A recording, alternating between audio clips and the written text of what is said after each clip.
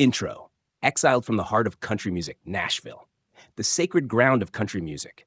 A city where legends are born, careers are made, and dreams either soar or get crushed beyond recognition.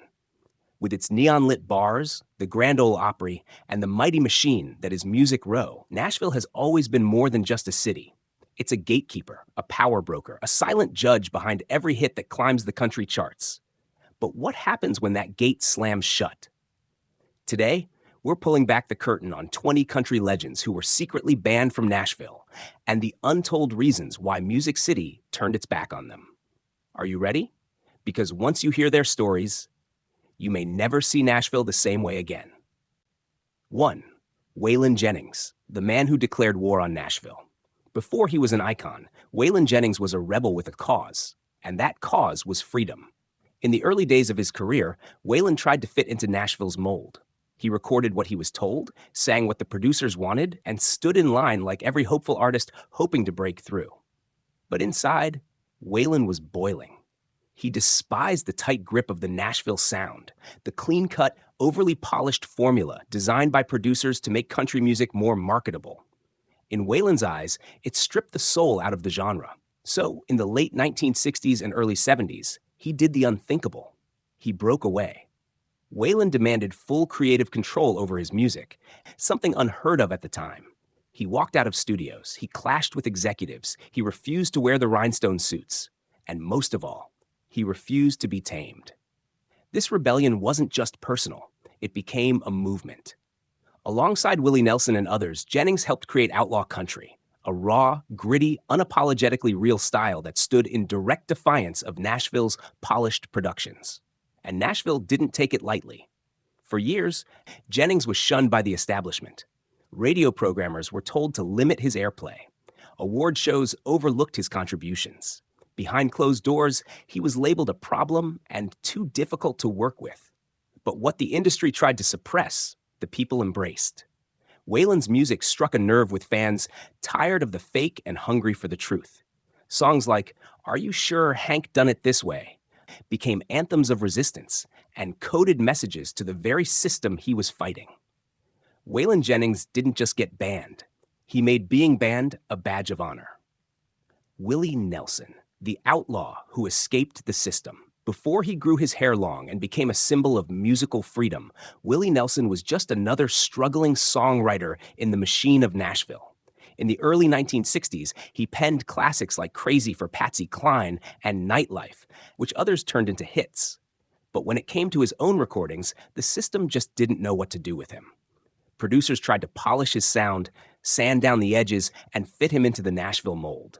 His voice, too nasal. His phrasing, too offbeat. His look, too plain. Time and time again, record executives told Willie he just didn't fit the format. But Willie Nelson wasn't meant to fit.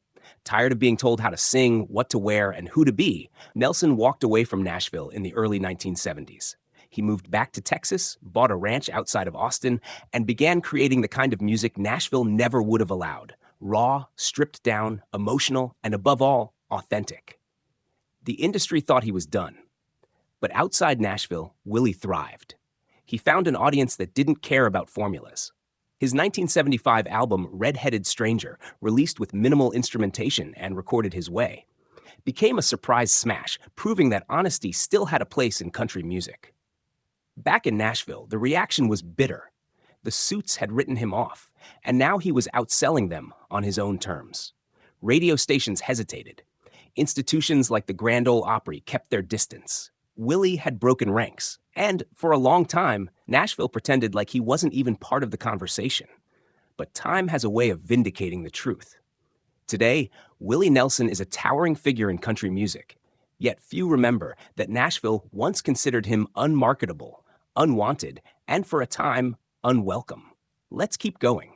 This next entry dives into one of the most heartbreaking examples of a legend cast out at the height of his pain. 3. Hank Williams Sr., banned by the Opry, forgotten by the machine. To this day, Hank Williams Sr. is remembered as one of the most influential voices in country music history. His songs, "I'm So Lonesome I Could Cry," "Your Cheatin' Heart," "Cold, Cold Heart," are woven into the very fabric of American music. But what many fans don't know is that in the final chapter of his life, Hank Williams was banned from the very stage he helped build, the Grand Ole Opry. In the late 1940s and early 1950s, Hank Williams was a superstar. His charisma, twangy voice, and ability to express pain made him a phenomenon. But with fame came demons. Hank suffered from chronic back pain due to spina bifida occulta, and he began abusing alcohol and prescription drugs to cope. As his behavior became more erratic, he missed shows, slurred on stage, and clashed with producers. By 1952, the Grand Ole Opry had seen enough. They fired him, one of their biggest stars, and banned him from performing on the Opry stage again. No ceremony, no sympathy, just a cold, final decision that Hank would never come back. He never did. Just months later, on New Year's Day 1953, Hank Williams was found dead in the back seat of his Cadillac at age 29. The official cause was heart failure, but everyone knew. It was the industry, the pain, and the isolation that killed him. Even after his death, the Opry refused to reinstate him for decades. They wouldn't play his music, wouldn't honor his legacy. It took over half a century before Nashville finally began to speak his name with the reverence he deserved. To this day, Hank Williams remains the only true country king who was banned and buried before the curtain could fall. 4. The Dixie Chicks, silenced for speaking their minds. In the early 2000s, the Dixie Chicks, Natalie Maines, Emily Robison, and Marty McGuire, were at the peak of their powers. With hits like Wide Open Spaces, Cowboy Take Me Away, and Travelin' Soldier, they had become the best-selling female group in country music history. Their harmonies were flawless, their fiddle-driven sound unforgettable, and their popularity unmatched. But all it took was one sentence to bring it all crashing down. In March 2003, just days before the U.S. invasion of Iraq, Natalie Maines stood on stage in London and said, "We're ashamed that the President of the United States is from Texas." The backlash from Nashville and country music radio was swift, brutal, and unforgiving. Within days, their music was pulled from radio stations across the country.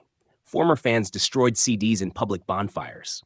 The Country Music Association distanced itself. Fellow artists spoke out. And without an official decree, the Dixie Chicks were effectively banned from Nashville's kingdom. They were blacklisted not because of their music, but because of their politics. For daring to express a controversial opinion, on foreign soil no less, the trio was labeled traitors. The outrage wasn't just national, it was orchestrated. Clear Channel allegedly sent internal memos. DJs were threatened with termination if they played Dixie Chicks songs. In the face of all this, the Chicks didn't back down. Their 2006 comeback album, Taking the Long Way, won 5 Grammy Awards, including Album of the Year. But by then, the country establishment had moved on. Quietly, perhaps permanently. To this day, the Dixie Chicks, now known simply as the Chicks, remain one of the most iconic examples of how Nashville enforces silence. Not through law, but through isolation. 5. Casey Musgraves, too honest for country radio. From the moment Casey Musgraves stepped into the spotlight, she challenged country music's traditional image. With her crystal-clear voice, witty lyrics, and fearless honesty, Casey didn't just make music. She made statements. Her breakout album, Same Trailer, Different Park, won a Grammy. And songs like Follow Your Arrow embraced themes that had long been taboo in mainstream country. LGBTQ acceptance, recreational drug use, and small-town hypocrisy. While fans adored her authenticity, country radio and the Nashville establishment recoiled. Despite winning critical acclaim and major awards, Casey was quietly sidelined by the system. Her songs received minimal airplay on country stations. Executives claimed her style was too alternative, her lyrics too provocative, her vibe not country enough. But behind those excuses lay a deeper truth. She didn't conform. Casey Musgraves refused to wear the crown Nashville offered her if it meant changing who she was. She wouldn't dilute her message or sanitize her art. As a result, Nashville never banned her outright, but they didn't have to. She was frozen out, left off key lineups, and barely promoted by country radio at all, even as she sold out arenas and won Album of the Year at the Grammys for Golden Hour. And while she's since found a massive following outside of the traditional country machine, Casey's story is a modern reminder that you don't have to be thrown out of Nashville to know you're not welcome. 6. David Allan Coe, the outlaw, even Nashville feared. If Waylon Jennings and Willie Nelson were the architects of outlaw country, then David Allan Coe was its most controversial outlaw. With a gravelly voice, a prison record, and a string of songs that oozed rebellion, Coe wasn't just walking away from Nashville, he was burning the bridge behind him. He first gained attention with songs like You Never Even Called Me By My Name and The Ride, showing undeniable songwriting talent. But Coe quickly became infamous for his unfiltered lyrics, unpredictable performances, and association with racially and sexually explicit content on self-released albums. And Nashville? It wanted nothing to do with it. Music Row and the Grand Ole Opry refused to embrace Coe. He was too volatile, too unpredictable, too dangerous to the carefully curated image the city projected. Despite a strong cult following and clear influence on other outlaw musicians, Coe was excluded from major awards, industry showcases, and radio airplay. Even fellow artists kept their distance. What made it worse was that Coe embraced the outsider role. He taunted the establishment, mocked the gatekeepers, and insisted on doing things his way, even when it meant isolation. His legacy remains controversial. Admired by some for his honesty, condemned by others for his offensive content. David Allan Coe was never formally banned from Nashville, but in the eyes of the industry, he was unforgivable. 7. Johnny Paycheck, the rebel who shot his shot. Literally. To country fans, Johnny Paycheck is best remembered for the gritty working man anthem, Take This Job and Shove It. But behind the outlaw charm was a man whose real-life behavior made Nashville's gatekeepers nervous, then hostile. Early in his career, Paycheck worked with George Jones and was praised for his songwriting. But as his solo fame grew in the 1970s, so did his reputation for being unpredictable, volatile, and dangerous. He fit the mold of the outlaw image Nashville pretended to admire, but in truth, he pushed it too far. He clashed with record labels, missed shows, and developed a long history of substance abuse. But it was a 1985 Baroom confrontation that changed everything. Johnny Paycheck pulled a gun and shot a man in the head during an argument in Ohio. The victim survived, but Nashville wasn't about to wait for a second chance. After his conviction, Paycheck served nearly 2 years in prison, and the country industry slammed the door shut. Radio pulled back. Labels distanced themselves. Invitations stopped coming. While he was eventually pardoned by the governor of Ohio, Nashville never fully forgave or forgot. By the time he was released, the industry had moved on. He continued to tour and recorded music on smaller labels, but the major players of country music never truly welcomed him back. Even in retrospectives, Johnny Paycheck's name is often left out of the history books, despite a voice and catalog that left an undeniable impact on the genre. Paycheck didn't just get banned, he became the poster boy for what happens when outlaw becomes out of control. 8. Charley Pride, the legend Nashville hesitated to embrace. In an era when country music was virtually all white and unapologetically so, Charley Pride broke through as its first black superstar. With a velvety baritone and a string of hits like Kissin' Angel Good Mornin', he defied expectations and built a career based on pure talent. But make no mistake, his path was neither easy nor fully embraced. When Pride first signed to RCA Records in the 1960s, the label didn't release publicity photos. They feared the backlash from a Southern audience that might balk at a black man singing their music. When radio DJs received his first singles, there was no image to accompany them, only the voice. And it worked, until they found out. While Pride's undeniable vocal gifts won fans over, Nashville's institutions kept him at a measured distance. He was never banned in the traditional sense, but there was a quiet, persistent effort to limit his visibility. He was rarely invited to sit on advisory boards, headline major CMA events, or be showcased as the face of the genre, despite racking up 29 #1 hits. Even after his groundbreaking success, very few black artists were signed by major country labels for decades. Pride's presence was seen as an anomaly, not a door opener. He remained humble throughout, never bitter. But insiders knew. Charley Pride was the exception Nashville made, not the rule they embraced. In later years, Pride was honored with a Lifetime Achievement Grammy and inducted into the Country Music Hall of Fame. Yet the subtle exclusion he experienced throughout most of his career still casts a long shadow. He wasn't exiled by scandal. He was isolated by silence. 9. Tanya Tucker. Too wild, too young, and too unapologetic. When Tanya Tucker exploded onto the country scene at just 13 years old with her hit Delta Dawn, she was hailed as a prodigy, a wonder, and a rising star destined for Nashville royalty. But what followed was a career that challenged nearly every norm, and in turn earned her decades of resistance from the very industry that once celebrated her. As Tanya grew into adulthood, so did her boldness. She smoked, drank, and dated older men, including Glenn Campbell, a relationship that sent tabloid headlines soaring. But worse, at least in the eyes of Nashville, she didn't apologize for any of it. Her voice matured into a soulful growl, and her style straddled the line between country and rock. Tanya wasn't just growing up, she was taking control. And that's when Nashville began to push her away. Throughout the 1980s and 90s, Tucker's music still charted, but she was noticeably absent from many of the industry's biggest stages. CMA nominations were rare, awards were fewer. She was frequently overlooked in retrospectives, left out of best of lists, and dismissed as a cautionary tale instead of a trailblazer. The reason? Tanya refused to fit into the image Nashville expected of a female star: sweet, safe, submissive. She was brash, outspoken, and fully aware of her worth. She challenged male executives, spoke candidly about mental health and substance abuse, and fought to define her career on her own terms.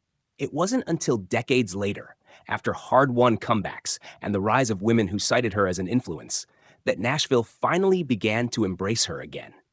Her Grammy-winning 2019 album, While I'm Livin', marked a triumphant return.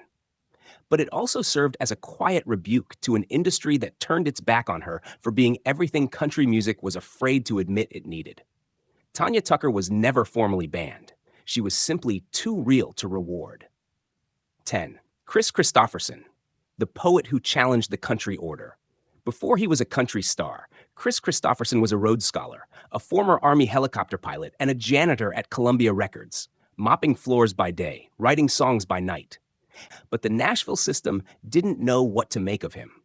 He was too intellectual, too liberal, too raw, and most threatening of all, he didn't need their approval. Kristofferson broke onto the scene with masterfully written songs like Sunday Morning Comin' Down and Help Me Make It Through the Night. His lyrics were poetic, introspective, and full of moral ambiguity, a sharp contrast to the clean-cut God and family messages that dominated the charts.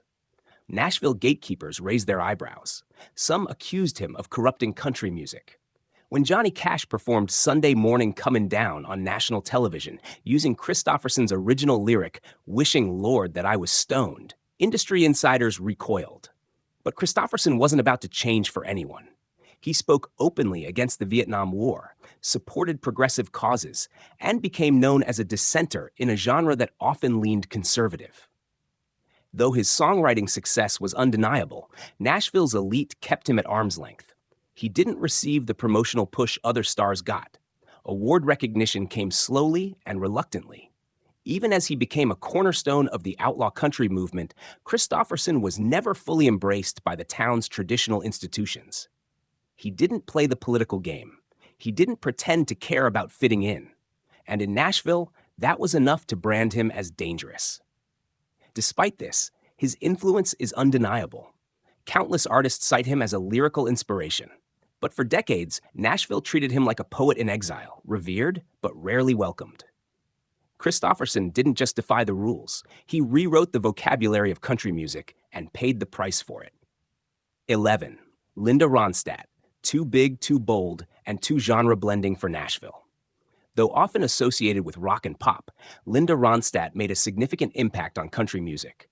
Her early albums in the 1970s blended country with rock, folk, and blues, laying the groundwork for what we now call country rock.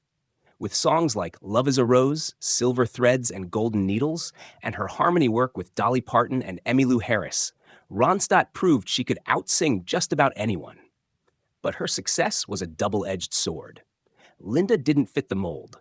She wasn't born and raised in the South, she didn't follow the Nashville playbook, and she certainly didn't stick to just one genre. She jumped from traditional Mexican ballads to operettas to pop standards, and that made Music Row uncomfortable. In fact, it infuriated them. When she recorded Trio with Parton and Harris in 1987, the album became a critical and commercial hit, but not without resistance. Nashville radio stations were reluctant to play it, complaining that it didn't sound mainstream country enough. Insiders whispered that Ronstat was too liberal, too feminist, too California for their taste. And when she publicly criticized the industry's treatment of women and supported artists outside of country who spoke on political issues, the doors quietly shut. She was never officially banned, but the signs were clear. Linda Ronstadt wasn't invited to the inner sanctum. Her albums were rarely acknowledged by the CMAs. She never became a Grand Ole Opry regular. She wasn't one of them. Yet decades later, her influence is unmistakable. Nearly every modern female country artist owes her a debt, whether they admit it or not. Linda Ronstadt didn't just walk away from Nashville. She outgrew it. And in doing so, proved that sometimes the truest country soul comes from the outside. 12. George Jones, the voice Nashville couldn't control. They called him the Possum, but to many, George Jones had the greatest voice in country music history. His ability to bend notes, linger on a phrase, and inject raw emotion into every word made songs like He Stopped Loving Her Today timeless. But behind the golden voice was a life spiraling out of control. And for a long stretch, Nashville distanced itself from the chaos. Jones battled alcoholism and drug addiction for decades. He missed concerts, so frequently that fans and critics nicknamed him No-Show Jones. At one point, he would travel with a ventriloquist dummy named Little George to give interviews on his behalf, saying he couldn't trust himself to speak. Producers were frustrated. Promoters were angry. And Nashville? They started to pretend he wasn't even there. Despite his undeniable chart success, George Jones was slowly pushed aside by the establishment in the 1980s. Radio programmers grew hesitant to play his music. Awards shows often passed him over. Even younger artists were discouraged from associating with him. But Jones didn't stop. With or without Nashville's blessing, he kept recording, kept touring, and kept proving why his voice was one of the greatest instruments country music had ever known. Later in life, he sobered up and earned something close to redemption. But the years he spent exiled from the spotlight weren't just the result of personal demons. They were the price he paid for being too unpredictable, too imperfect, and too human for an industry obsessed with control. George Jones wasn't banned by decree. He was slowly erased until his legacy was too powerful to ignore. 13. Billy Joe Shaver, the songwriting genius. Nashville couldn't handle you. May not know his name like you know Willie or Waylon, but Billy Joe Shaver was the man behind many of their most legendary songs. A gritty Texan with a broken-down drawl and a poet's heart, Shaver penned classics like Honky Tonk Heroes and Old Five and Dimers Like Me. His lyrics told the truth, brutal, unvarnished, and often far too real for Music Row. But Nashville didn't just ignore Billy Joe Shaver. They actively avoided him. Despite his enormous talent, Shaver's outlaw attitude made him a liability. He refused to play by the rules. He showed up drunk to meetings, told off executives, and made enemies by calling out phoniness where he saw it. He didn't just speak his mind, he shouted it, and he didn't care who was in the room. Even after Waylon Jennings turned Shaver's songs into a full album, Honky Tonk Heroes, major labels hesitated to work with him. He was too rough, too unpredictable, too hard to manage. For years, he bounced between small deals, playing roadhouses, and surviving on his reputation as a songwriter's songwriter. And then came the shooting. In 2007, Shaver shot a man outside a bar in Texas. He claimed self-defense and was acquitted, but the incident only reinforced the myth. Billy Joe Shaver was dangerous. He was never officially blacklisted, but few dared to stand beside him. Awards? Rare. CMA recognition? Almost non-existent. Nashville knew his songs. They just didn't want him. But legends can't be erased. In his final years, Shaver was rediscovered by younger generations, covered by Elvis Presley and Bob Dylan, and praised by critics who saw through the smoke and whiskey. Still, the respect he earned came in spite of Nashville, not because of it. Billy Joe Shaver didn't just get shut out of the building. He built his own saloon across the street and sang louder than ever. 14. K.D. Lang, the Voiceville couldn't accept. With a haunting voice that could silence a room and a bold presence that defied convention, K.D. Lang emerged in the late 1980s as a rising star in country music. Her album Angel with a Lariat was fresh and twangy and undeniably rooted in traditional country, but delivered with a sharp, alternative twist. She had the voice, she had the look, and then she told the truth.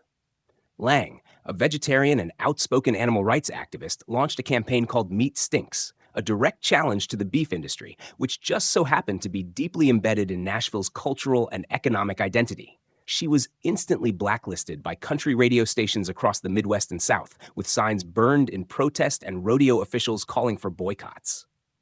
But that was just the beginning. In 1992, Lang came out publicly as a lesbian, becoming one of the first mainstream country artists to do so. While this was celebrated in some circles, Nashville's response was chilling. Radio airplay vanished, interviews dried up, and though she never stopped making music, she was quietly erased from the country conversation. Industry figures claimed she'd moved on from country to pop. But the truth was more uncomfortable. Nashville had never truly accepted her in the first place. Her identity, her activism, and her unwillingness to tone it down were simply too much for a scene that prided itself on conformity. Yet over time, K.D. Lang's legacy only grew. She won multiple Grammy Awards, performed with legends like Roy Orbison and Tony Bennett, and helped pave the way for LGBTQ+ artists in country and beyond. And while Nashville turned its back on her, she never apologized and never looked back. K.D. Lang wasn't banned for what she did. She was exiled for who she was brave enough to be. 15. Gar Brooks, the megastar Nashville tried to forget for a while. Gar Brooks wasn't just a country singer. He was a revolution. In the 1990s, he brought stadium energy to country concerts, fusing honky-tonk twang with arena-sized spectacle.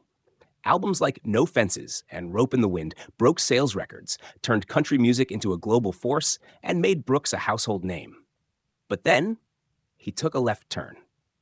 In 1999, at the height of his fame, Brooks introduced the world to Chris Gaines, a fictional rock alter ego with eyeliner, a soul patch, and a backstory darker than anything Nashville had ever seen. The project confused fans, baffled critics, and infuriated the country music establishment. Executives asked, was this a joke? A midlife crisis? An attempt to abandon country? Whatever it was, Nashville recoiled. The Chris Gaines experiment flopped. Country radio turned its back. Award shows suddenly forgot his name. Even after Garth returned to his country roots, there was a noticeable chill from the same industry that had once crowned him king. And when he walked away from music altogether in the early 2000s to focus on his family, Nashville responded with silence. No tributes, no honors, no grand send-off.